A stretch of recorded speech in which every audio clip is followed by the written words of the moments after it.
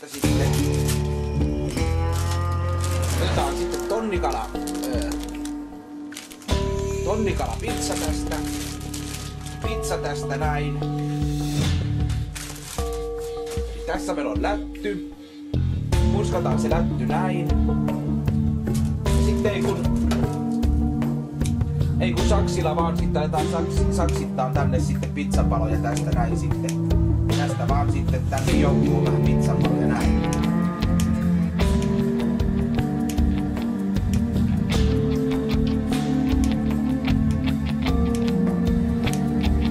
Noin tosta sitten.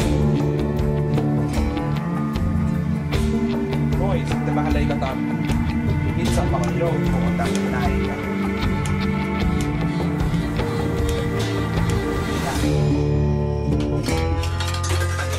Sekoitetaan tästä vähän se nuudeleita ja pizzaa.